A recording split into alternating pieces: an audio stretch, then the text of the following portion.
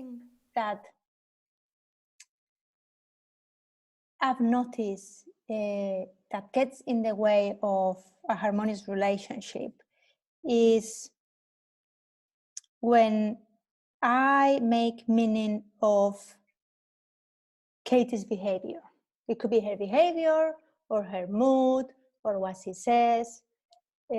So I will make meaning of it, and then I'll be bothered about the behavior, and my listening will drop, and I notice myself getting judgmental. And what can happen is, like, for example, I'm going to give a recent example, which might not be the best example, but it's just to illustrate a little bit. So in Spain, we went into lockdown 2 weeks ago, and the UK was not in lockdown. And Katie called me and she said, "Oh, I'm on my way to this big event full of people." And I was like, "What?"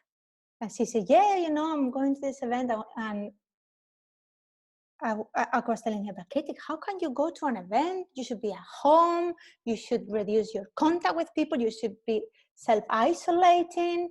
And she was like, "Yeah, but the UK government has not tell us to stay at home, so I don't know what to do." So because I was making meaning of her behavior, I stopped listening, right? And I felt myself being very judgmental. And then at that moment, I thought, okay, I need to step back and listen again. So I asked her again, like, "What do you mean? Like, why is this a good idea?" And she shared with me the thinking behind why she was going to support this event. And, you know, and we arrived to a place where I was like, okay, right? She has her own wisdom. I don't have to tell her what to do. She can do whatever she wants to do. In the past, that would not be the case. In the past, I would take in, especially Katie's moods, as something personal. We're going to get down and deep here, Katie. No, we all have moods, right? But I will take in them as something personal. I will make meaning of them. I will be judgmental, and then I will indulge that bothersome thinking and stay in that for longer than needed, that it needed to be. So we are not saying that being in the vicious circle is wrong. However, what happens is that your listening it gets affected. You don't see as clearly. You are reactive.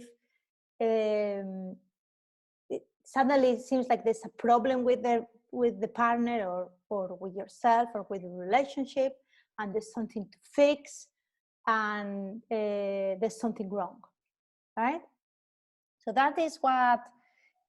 this is one thing that we wanted to share about the vicious circle.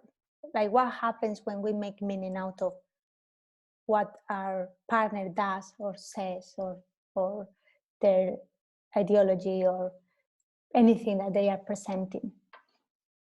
And yeah, do you two want to add anything about the vicious circle, Gabriela or Katie or anyone else? You know, I think for me,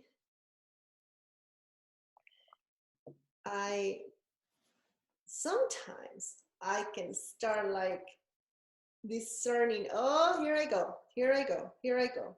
Sometimes, you know, and sometimes actually I have like removed myself, including going to the bathroom, going for a walk, you know, or whatever I can do to think of in the moment. But sometimes I'm in the middle of this vicious, intense, what it feels like to me as very real experience. And I have no discernment or no distance at all. You know, I just feel like I'm caught, almost like in a storm.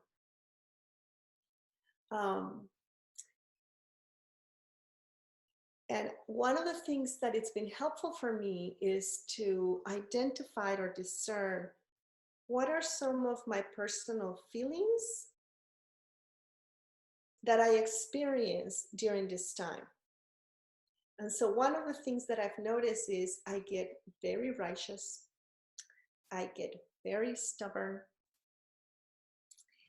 and I feel extremely compelled to share my opinion. So I just sometimes I can tell, and sometimes I just get caught in it.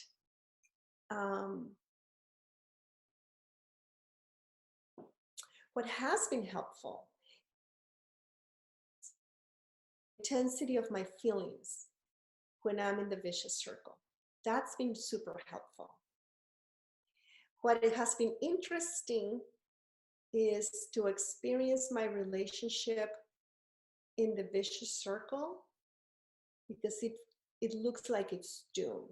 It looks like it's difficult. It looks like it's hard, right? When I have come out of it a little bit, the same person, the same relationship, my lovely husband, all of a sudden starts appearing. But one of the things that I've noticed, when you were talking, Maria, about taking mood seriously, I noticed I have a tendency to take Will's moodiness to heart. Like, I have to fix his moodiness. He's in a low mood. He's not feeling well. What can I do? Right? So I notice it's like, oh, he's in a low mood. Let me go help. And then if I can't help, then I'm like, ah, damn it, he's always in a low mood. He really it would be very beneficial if he was not in a low mood. So then I tell him, you really need to try to understand that you're in a low mood, because that would be really helpful to you if you start identifying that. Well, how do you think that goes? Super bad. So, it's interesting, I think, when you're in a relationship, when you're in a partnership, whether it's your loved one, like your partner, your life partner, your wife, your husband, or just your family, it's really interesting, or even yourself, the relationship within yourself.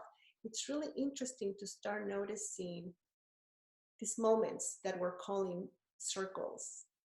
It's interesting to start kind of like paying attention to your feeling state. And what has been helpful for me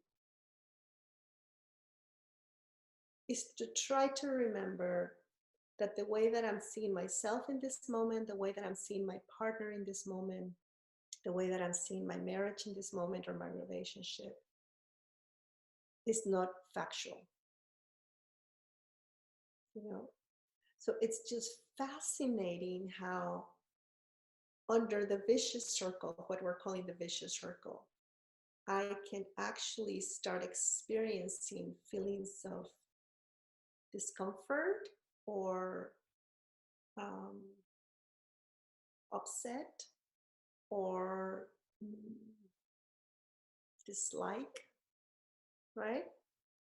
I don't even have to see him. I don't even have to be like physically in the room. I can be driving away and I can get into this kind of circular thinking, and I'm experiencing completely the opposite as when I'm in the virtuous circle. And what I realized when we were preparing is that when we're in the vicious circle, we're not experiencing our partners or our loved ones. We're experiencing our judgment and our thinking. So that was really humbling to realize that I'm not even seeing my beautiful husband in the moment. I'm just seeing the thought that's currently present for me. I'm experiencing my mood. I'm experiencing my upset.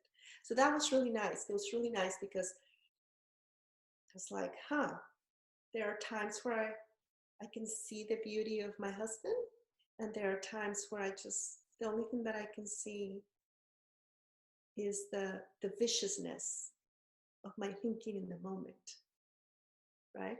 And that can happen with our kids, and that can happen with our bosses, and that can happen.